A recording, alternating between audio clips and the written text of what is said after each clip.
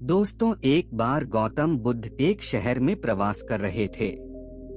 उनके साथ कुछ शिष्य भी थे। एक दिन उनके शिष्य शहर में घूमने के लिए निकले। वे शहर में घूम ही रहे थे कि तभी शहर के कुछ लोगों ने उन्हें अपशब्द कहे। उनके बुरे शब्दों को सुनकर शिष्यों को बहुत बुरा लगा और वे वापस लौट गए। बुद्ध ने देखा कि शहर से लौटकर आए उनके सभी शिष्य बहुत क्रोध में दिखाई दे रहे हैं। उन्होंने शिष्यों से पूछा, क्या बात है, आप इतने तनाव में क्यों हैं? तभी एक शिष्य क्रोध में बोला, हमें यहाँ से तुरंत चलना चाहिए। जब हम बाहर शहर में घूमने गए थे तो यहाँ के लोगों ने बिना वजह हमें बहुत बुरा भला कहा। जिस जगह हमारा सम्मान नहीं हो वहाँ हमें नहीं रहना चाहिए। बुद्ध ने कहा, क्या किसी और जगह तुम अच्छे व्यवहार की अपेक्षा रखते हो? दूसरे शिष्य ने कहा, इस शहर से तो अच्छे लोग ही होंगे। तब गौतम बुद्ध बोले, किसी जगह को सिर्फ इसलिए छोड़ देना ठीक नहीं कि वहाँ के लोग बुरा व्यवहार करते हैं। हमें तो कुछ ऐसा करना चाहिए कि जिस स्थान पर भी जाएं, उस स्थान को तब तक नहीं छोड़े जब तक अपनी अच्छाइयों से वहाँ के लोगों को सुधार न दें। हम जिस भी स्थान पर जाएं, वहाँ के लोगों का कुछ न कुछ भला करके ही वापस लौटें। बुद्ध ने कहा, जिस प्रकार युद्ध में बढ़ता हुआ हाथी चारों तरफ के तीर सहते हुए भी आगे बढ़ता जाता है, ठीक उसी तरह उत्तम व्यक्ति भी दूसरों के अपशब्दों को सहते हुए अच्छे कार्य करता रहता है। खुद को वश में करने वाले प्राणी से उत्तम कोई और नहीं हो सकता। बुद्ध की बात शिष्यों को अच्छी तरह से समझ में आ गई और उन्होंने वहां से जाने का इरादा त्याग दिया। महात्मा बुद्ध की कीर्ति चारों ओर फैल चुकी थी। एक बार वह एक नगर में पधारे। वहां उनसे मिलने नगर के गण्यमान लोग आए। उनमें नगर के धनाढ्य सेठ जी भी थे। वह बुद्ध से मिले और उन्हें बहुत सारी चीजें उपहार में दी। वह बुद्ध को यही बताते रहे कि वे कितने प्रभावशाली और धनवान व्यक्ति हैं। उन्होंने बताया कि उन्होंने नगर में इतने अस्पताल और स्कूल बनवाए हैं।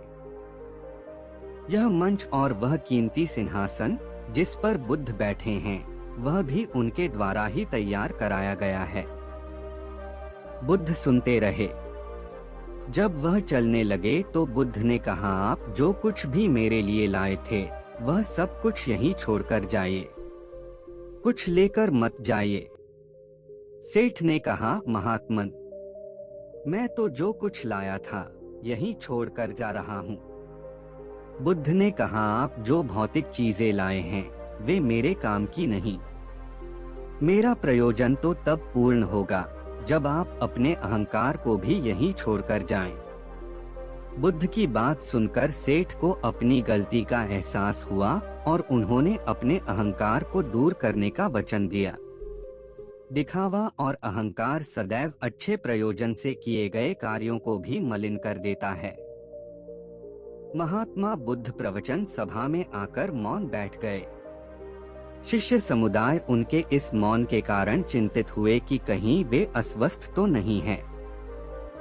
आखिर एक शिष्य ने पूछ ही लिया, भंते, आप आज इस तरह मौन क्यों हैं? वे नहीं बोले तो दूसरे शिष्य ने फिर पूछा, गुरुदेव, आप स्वस्थ तो हैं? बुद्ध फिर भी मौन ही बैठे रहे।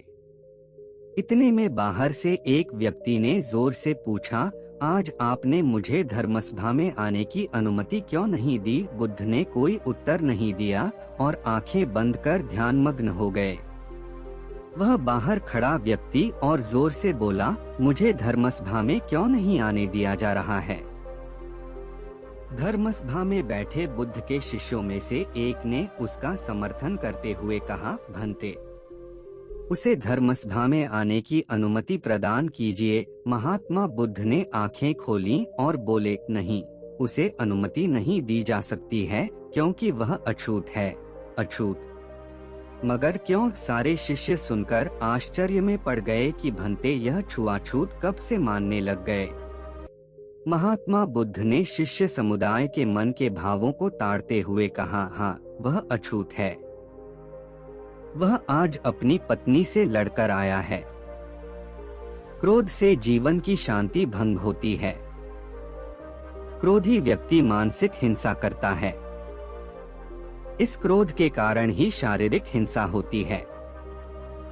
क्रोध करने वाला अछूत होता है क्योंकि उसकी विचार तरंगे दूसरों को भी प्रभावित करती हैं। उसे आज धर्मसभा से बाहर ही रहना चाहिए। उसे वहां खड़े रहकर पश्चाताप की अग्नि में तप कर शुद्ध होना चाहिए। शिष्यगण समझ गए कि अस्पृश्यता क्या है और अछूत कौन है। उस व्यक्ति को भी बहुत पश्चाताप हुआ। उसने कभी भी क्रोध न करने का प्रण लिया। बुद्ध ने उसे धर्मसभा में आने की अनुमति प्रदान की। गौतम बुद्ध किसी उपवन में विश्राम कर रहे थे। तभी बच्चों का एक झुंड आया और पेड़ पर पत्थर मारकर आम गिराने लगा। एक पत्थर बुद्ध के सर पर लगा और उससे खून बहने लगा। बुद्ध की आंखों में आंसू आ गए। बच्चों ने देखा तो भयभीत हो गए। उन्हें लगा कि अब बुद्ध उन्हें भला बुरा कहेंगे। बच्चों ने उनके चरण पकड़ लिए और उनसे क्षमा याचना करने लगे। उनमें से एक बच्चे ने कहा, हमसे बड़ी भूल हो गई है। मेरी वजह से आपको पत्थर लगा और आपके आंसू आ गए।